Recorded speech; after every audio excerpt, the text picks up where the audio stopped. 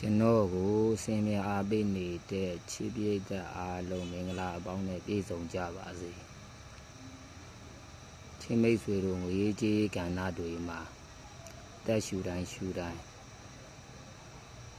ဝင်လာမစဲတကဲ့သို့ဝေလာကြီးတက်ဖွဲ့မိမိထံစီးဝင်လာပါစေ21ရက်4လ2025တနင်္လာနေ့ပွဲဦးရ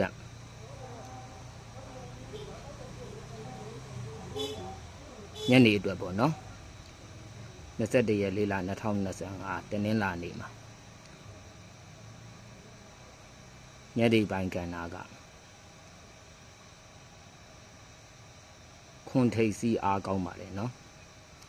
ခွန်တလုံးပတ်တီးအနေနဲ့အကင်ကစားလို့လည်းရပါတယ်ခွန်တလုံး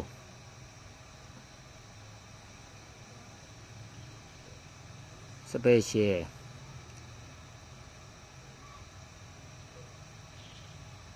ကဏ္ဍ3ခွက်အနေနဲ့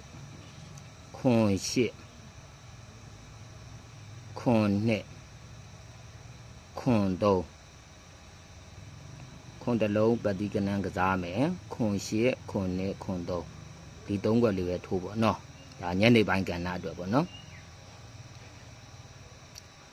တိတ်ကောက်ချင်တဲ့ဝါသနာရှင်ချစ်ပရိတ်သက်အားလုံးအတွက်21ရက်4လ2025တနင်္လာနေ့ပလက်တိုင်ကဏ္ဍမှာပလက်တိုင်မှာပါတဲ့ကဏ္ဍကခွန်8နဲ့3ဒုတိယကဏ္ဍအနေနဲ့တိတ်ကောက်ချင်တဲ့ဝါသနာရှင်ချစ်ပရိတ်သက်အားလုံးအတွက်တိတ်ကဏ္ဍမှာကရာဟုသမီးနဲ့စနေသားတတိယကဏ္ဍမှာကတော့မြင်နေရတဲ့စလင်ကဏ္ဍလေးပေါ့နော်မြင်နေရတဲ့စလင်ကဏ္ဍလေးကိုမြင်တဲ့အတိုင်းကောက်နော်စတုဒ္ဒကဏ္ဍမှာကတော့ကဏ္ဍနှစ်ကွက်ထုတ်ထားတယ်ထုတ်ထားတဲ့ကဏ္ဍနှစ်ကွက်ကခွန်နဲ့83ခွန်နဲ့83ဘာလို့ရမှာလဲဆိုတော့ညံလွာသုံးပေါ့နော်ခွန်နဲ့83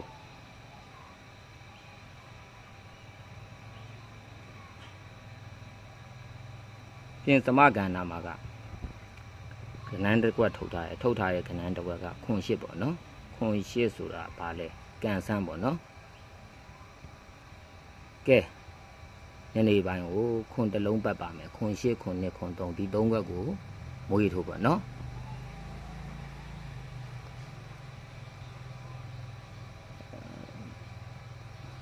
မွေးကဏ္ဍတစ်ကွက်ကောင်းအနေနဲ့ကတော့ရက်တော့မပြောဘူးနော်